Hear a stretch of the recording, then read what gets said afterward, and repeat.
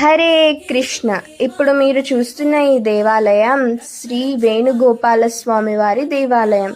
ఈ ఆలయంలో శ్రీకృష్ణుని లీలలు అంతో ఇంతో కాదు, ఎంతో అద్భుతంగా ఉంటాయి. ఎందుకంటే స్వయాన శ్రీకృష్ణుడే రాత్రి వేళలో మనిషి రూపంలో ఈ ఆలయం చుట్టూ తిరుగుతాడు. దానికి నిదర్శనం తెల్లవారుజామున వారి పాదాలకు అంటి ఉన్న ధూళి.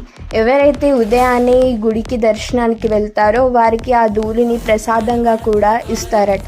మరి ఈ ఆలయానికి సంతాన వేణుగోపాల స్వామి అని ఎందుకు పేరు వచ్చిందో మీకు తెలుసా?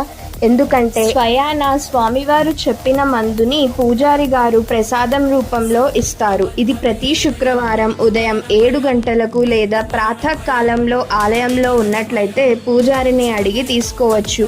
ఆ మందుని పంతులు గారు చెప్పిన నియమ నిష్ఠాలతో పాటించి ఆ మందుని తీసుకున్నట్లయితే వారికి తప్పకుండా సంతాన ప్రాప్తి కలుగుతుంది అని అక్కడ భక్తుల నమ్మకం. ఇక్కడ స్వామివారిని చూస్తే కేవలం శ్రీకృష్ణున్నే చూసినట్లు కాదు, స్వయాన విష్ణుమూర్తి మరియు శ్రీకృష్ణులు ఇద్దరు ఒకే రూపంలో దర్శిస్తున్నట్టు మనకి అనిపిస్తుంది.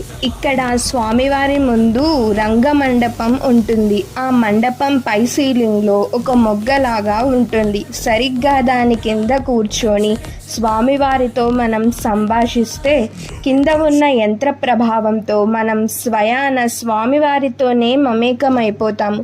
స్వామివారితో ఉన్నట్లుగా మనకి అనుభూతి కలుగుతుంది. ఇలాంటి అనుభూతిని మీరు కూడా పొందాలంటే తప్పకుండా ఈ ఆలయానికి వెళ్ళి స్వామివారిని దర్శించుకోండి. ఈ ఆలయం హైదరాబాద్కు 40 కిలోమీటర్ల దూరంలోనే ఉంది. ఈ వీడియో నచ్చితే లైక్ చేసి మన ఛానల్ని సబ్స్క్రైబ్ చేయండి. అందరికీ జై శ్రీరామ్.